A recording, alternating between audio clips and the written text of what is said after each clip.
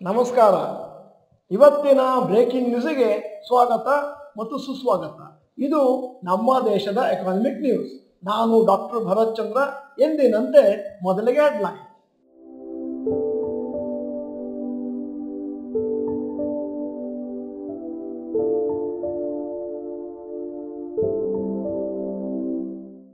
Direct economic impact film, television, online video service ಇಂದ ಭಾರತದಲ್ಲಿ 1,41,000 ಕೋಟಿ ಟರ್ನ್ ಓವರ್ ಆಗಿದೆ ಮತ್ತು 26 ಲಕ್ಷ ಜಾಬ್ಸ್ ನ ಕ್ರಿಯೇಟ್ ಮಾಡಿದ್ದಾರೆ ಕಳೆದ ವರ್ಷ, according to report by motion picture association.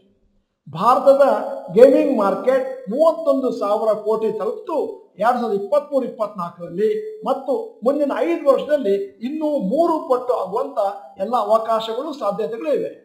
2023ರಲ್ಲಿ Bharat 26,000 live ಇವೆಂಟ್ಗಳನ್ನು host ಮಾಡಿತು, with a ticketing market reaching ₹15,347 crores. ಈಗ ನ್ಯೂಸ್ ನಂಬರ್ 2, SBI ತ್ರೈಮಾಸಿಕ ವರದಿ.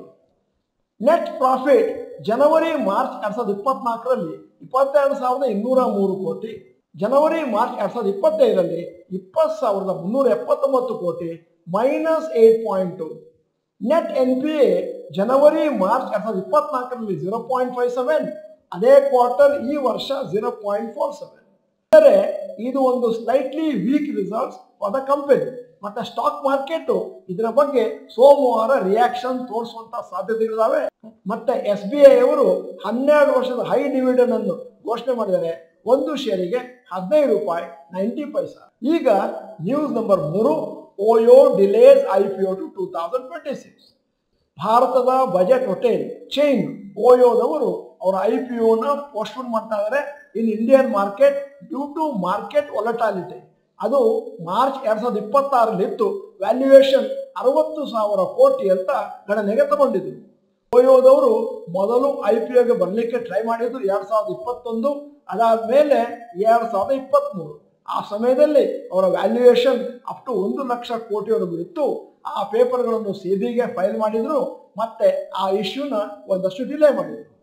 ಅದೇ ಸಮಯದಲ್ಲಿ ಕಳೆದ ವಾರ LG ಎಲೆಕ್ಟ್ರಾನಿಕ್ಸ್ ಅವರು ತಮ್ಮ IPOನ ಕೆಲವು ಕ್ವಾರ್ಟರ್ಸ್ಗಳಿಗೆ ಮುಂದಕ್ಕೆ ತಳ್ಳಿದ್ದಾರೆ. ಈ ಸ್ಕೂಟರ್ ಮೇಕರ್ ಆಥರ್ ಎನರ್ಜಿ ಅವರು ಅವರ IPOನ ಡೌನ್ ಸೈಜ್ ಮಾಡಿದ್ದಾರೆ ಬೈ ಹಾಫ್, ಯಾಕಂದ್ರೆ ಮಾರ್ಕೆಟ್ ವೊಲಟಾಲಿಟಿ ಇರೋದ್ರಿಂದ. ಈಗ news number 4, rapid news. Food aggregator Swiggy ಅವರು ಎಕ್ಸ್ಪಾಂಡ್ ಮಾಡಿದ್ದಾರೆ 500 ನಗರಗಳಿಗೆ ನಮ್ಮ ದೇಶದಲ್ಲಿ. ಮತ್ತೆ ಈ ಡೆವಲಪ್ಮೆಂಟ್ ಬಂದಿರೋದು ಝೊಮ್ಯಾಟೋದವರು ಸ್ಟಾಪ್ ಮಾಡಿದ್ರು ಅವರ instant food delivery service quick ಅನ್ನುವಂಥದ್ದು. ಕಳೆದ ವಾರ ಭಾರತದ ಹೂಡಿಕೆದಾರರಿಗೆ ಒಂದು ಒಳ್ಳೆಯ ವಾರ ಆಗಿತ್ತು.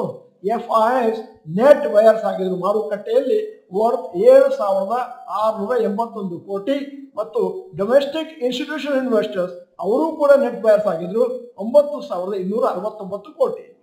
ಈ ಎರಡು ಸಾಂಸ್ಥಿಕ ಹೂಡಿಕೆದಾರರು ದೊಡ್ಡ ಮಟ್ಟದಲ್ಲಿ ಮಾರುಕಟ್ಟೆಯಲ್ಲಿ ಹಣವನ್ನು ಹಾಕಿದ್ರಿಂದ ನಿಫ್ಟಿ 50 1.3% ಮೇಲಕ್ಕೆ ಹೋಯಿತು. ಇದು ಇವತ್ತಿನ ಎಕನಾಮಿಕ್ ನ್ಯೂಸ್ ಆಗಿತ್ತು. ಚೆನ್ನಾಗಿದೆ ಅಂತಂದ್ರೆ ಲೈಕ್ ಬಟನ್ ಒತ್ತೋದನ್ನು ಮರಿಬೇಡಿ. ವಿಡಿಯೋನ ನಿಮ್ಮ ಎಲ್ಲಾ ಸ್ನೇಹಿತರಿಗೂ ಫಾರ್ವರ್ಡ್ ಮಾಡಿ.